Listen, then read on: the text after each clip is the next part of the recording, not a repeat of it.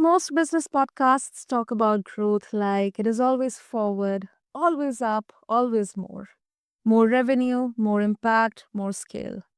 But very few talk about what happens when growth costs you something: your health, your values, your relationships, or your sense of who you are. Listeners, today's conversation sits in a very different place. My guest describes himself simply as the death guy, not because he's morbid, because his life and work sit at the intersection of leadership, loss, and meaning.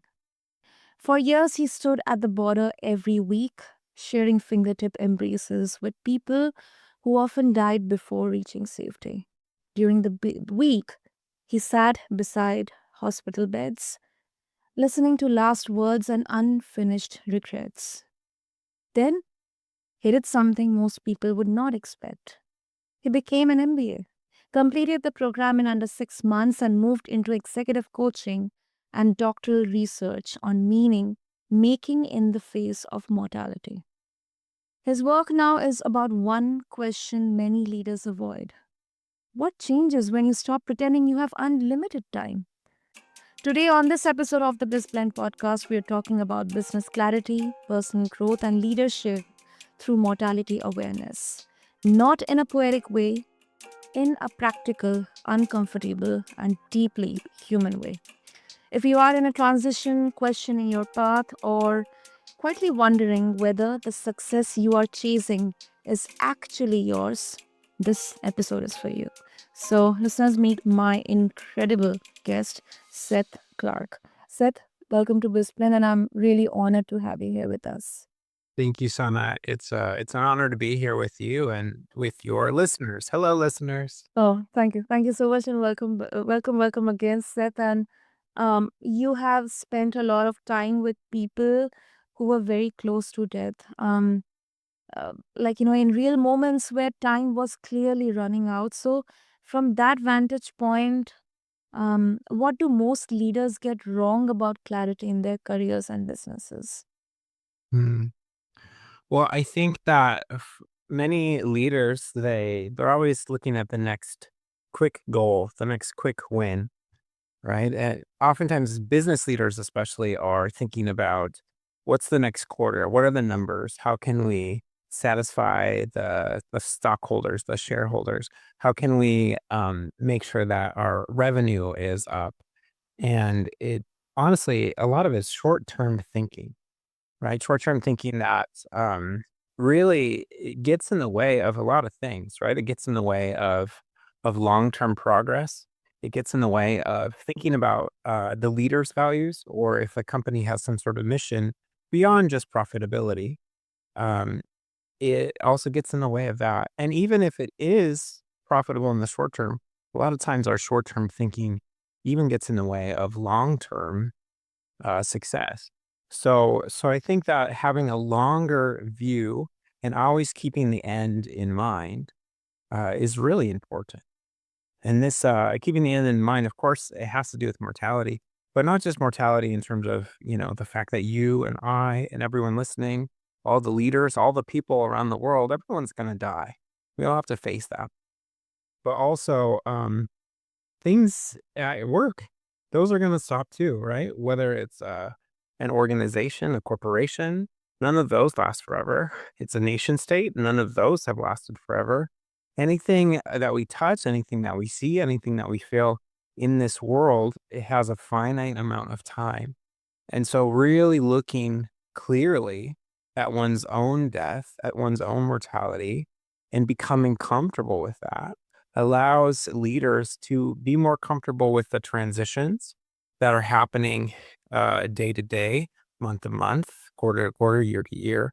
And it helps leaders, I think, be able to face those things in life and in work and in their organizational life that are fearful. And honestly, too, that are to them disgusting, because when we think about death, of course, we're afraid, but also there's disgust, right? Because, you think about what happens to a corpse. once the person is no longer with us, and it is disgusting. And so part of with the work that I'm trying to have people do is to come to terms with what's happening with them, what will happen with them, in a way that allows them to have more strength and resilience in their own leadership, and as they deal with people, so that they're not full of fear, full of disgust, but instead have more clarity, especially around things like their values and their transitions as they come along. I, I think this lands because most leaders treat time like a renewable resource. Like they optimize for speed and scale, but really for significance. And I feel that you are saying, like, it is not slow down in a vague way. It is be honest about what you are training your life for. That's right. Yeah, we only have a limited amount of hours, days, months, years. And so are we just using it for the next quick hit, the next quick goal, the next quick success? Or are we thinking more long term about what it is that we care about most, in our work, outside of work even? What is it that makes our hearts tick? What is it that makes us excited about every new day? What is it that makes us feel like there's meaning in our lives beyond just, what we're doing when we're answering emails? Why are we doing it? And I think facing one's own finite existence helps that person, and especially as Like a I leader, it helps. want Yeah. to ask, I think this is also a very important question. Um, Mm. Under pressure, like, because you work with leaders who say values matter to them. Right. Yeah, the values do matter. There's everyone has a value system. I do think though that some people, some leaders even, they haven't clarified what those values are. And I think that looking at one's own mortality, feeling out what it means for them to be mortal creatures, it's something that can really clarify what those values are.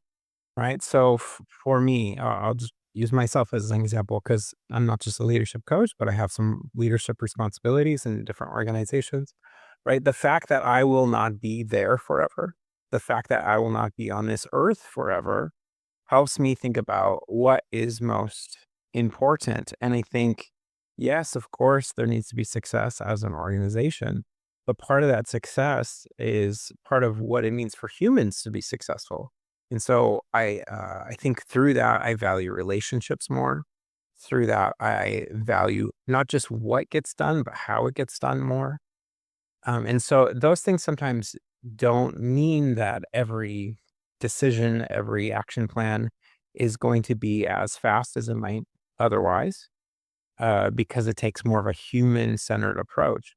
But it does mean that there's more energy for the next task and the next task and the next task because those things that make us human are more alive, right? So when we face our death, for me at least, we become more alive. And not just me, I think there's been wisdom traditions, faith traditions for thousands of years that have taught this too. That when you consider what it means to be mortal, you have more clarity around what to do now.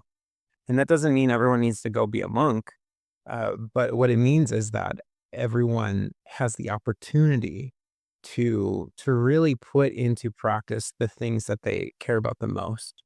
I think leaders, especially, are tasked with that. They are the models for how to do work and how to live life well. Kind of a uh, harder version of that question. Like, is it possible that some of the values leaders claim to hold are actually aspirational stories, not real commitments?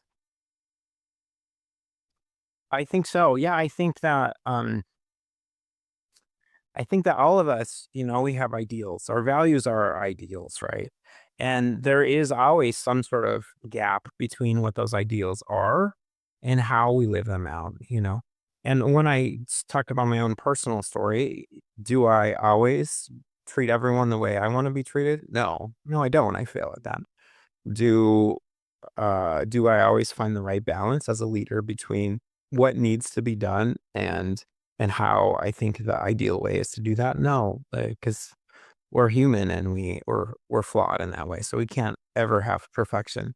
And so I do think that leaders are often aspirational in their in what their values are, and sometimes, you know, sadly, some leaders are also, I think, deceptive. Right? They're trying to be influential by showing some sort of aspiration, but it's talk, and talk is cheap.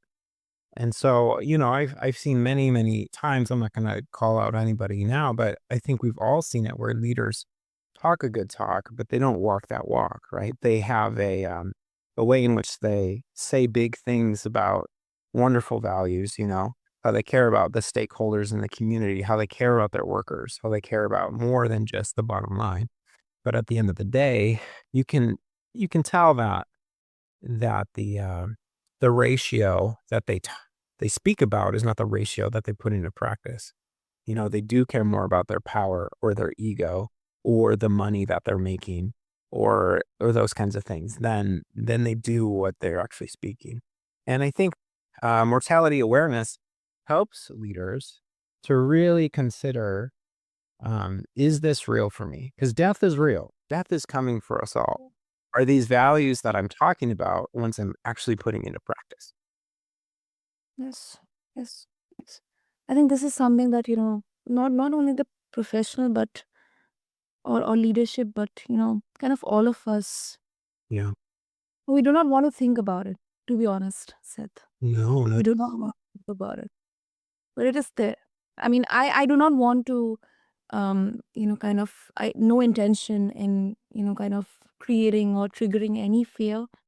But when I'm gaining more and more experiences, whether it's in my personal or professional life, I believe you have to face the reality. But then there are there are people, there are channels, there are modalities, there are communities where we can actually seek help.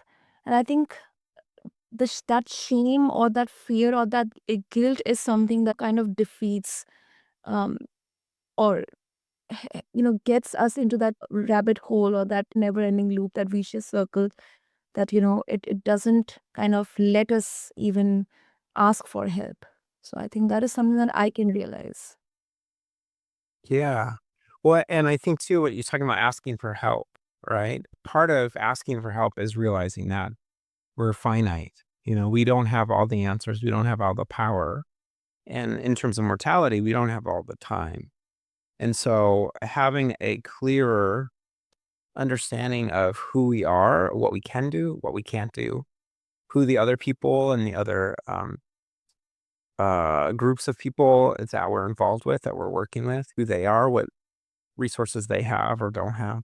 Like having that clarity of mind and that will to act. Also knowing we don't have limit, we don't have unlimited power, but we do have some power, and we don't have unlimited time, but we do have some time. Having that clarity, I think, is very important to keep moving forward. And yeah, like you said, asking for help is part of that. Yes, yes, totally. And connected with this, kind of a bit of a nuanced question here, said that does mortality awareness actually make people less ambitious? What a good question. And you know, it can. It can. So I think that part of the fear around this is that what if what if I realize that the way I want to live my life goes against the narrative that I've been telling myself and telling the world? What if instead of, you know, leading this company or managing this group of people, what if I do want to, you know, run away to the mountain? What if I do want to be less ambitious? And you know, that could happen. That could happen. Some people face this stuff and they make big changes in their life. But at the same time, if we have mortality awareness, if we befriend our death even, right? Everyone's friendship with anyone else is their own. Anyone's friendship with their death and their life is their own. Anyone's friendship with their future is their own. And I think that more than mortality awareness being something that keeps people away from being aspirational and engaged and trying to move ahead, right? What it does is it helps them clarify what they want to do and how they want to do it, and especially how to move through those transitions because every transition includes a loss. And so it can make people less ambitious, but it doesn't always. So it depends on who that person is and what clarity they're gaining as they become more aware and more uh they become more okay with the fact that they're mortal. Yeah. I uh, you know, I think the hunger that drives people to build something hard. Um, Seth, is there a version of mortality awareness that actually undermines this edge? Like, this hunger that drives people to build something hard. Well, part of what we do when we want to build something is we want to make a legacy, right? That we want to build something in the world that will outlast us in some way, right? So if it's we're working hard so that can provide for our family, right? Our kids hopefully will outlast us and our grandkids and their kids and grandkids, right? And so somehow we're providing for a future that we will not see. And if we think more broadly, right, we're thinking about our countries or our communities, and we're trying to build something that goes beyond us that somehow impacts the world, or even in our companies, right? We're trying to build a company or make it bigger or make it stronger, more durable, especially now with all of these AI transitions and there's so much uncertainty in the world. We're trying to make something that will last. And so that's kind of an immortality project. And I think mortality awareness, it doesn't say those things are good or bad necessarily. What it does is it says, um, what am I actually trying to achieve here? Right? Because the those immortality projects, they can do great things, right? They can build hospitals, they can build the Taj Mahal, they can build the pyramids, all kinds of really cool stuff. But we need to be honest with ourselves and hopefully the people around us, like, what is it we're trying to do? And I think uh, try to have those things be in line with those values that we choose. And hopefully, I'm someone who believes in ethics. Hopefully, the values that we have, that we hold, that we choose, that we enact are values that are pro social, that are good for the world, not just good for us and our stakeholders and shareholders at the end of the day, but good for all people. No, and we can't always do that, but at least that's the ideal. That's what we strive for. Yeah. And I mean, you study meaning making in the face of mortality, set. Like when leaders experience loss, personal or professional, what separates those who grow from those who harden? Yeah, I think when it comes to loss, right? The ancient Stoics, right? So they were in Greece, a long, long time ago, 2,000 years ago and more. And they would talk about how every day behind us is a day that is lost, is a day that your old self is dead.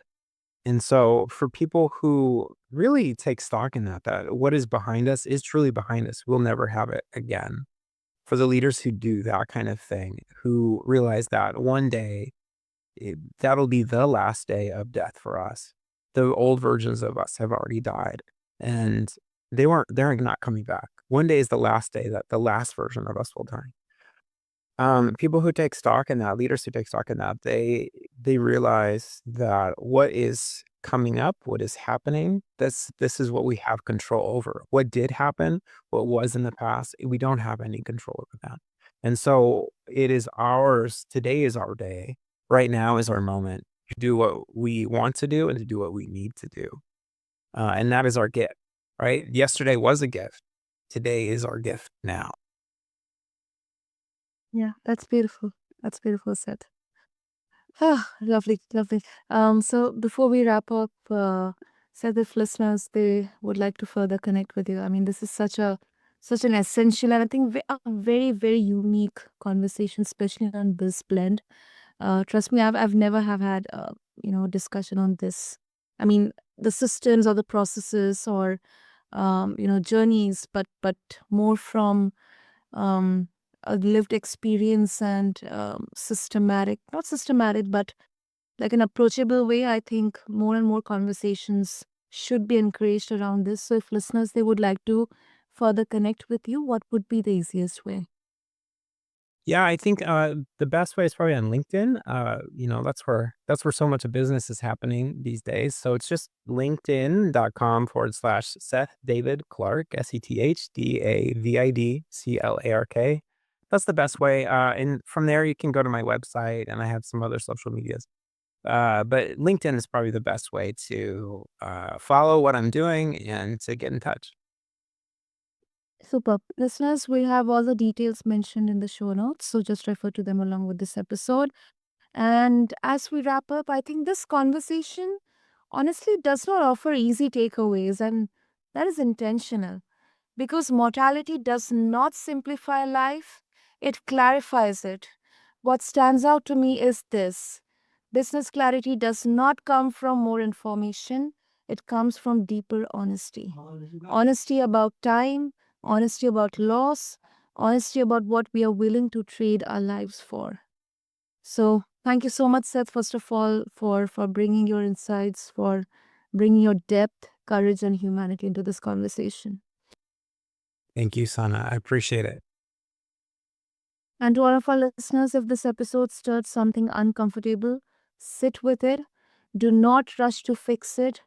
Clarity often emerges after we allow the question to do its work.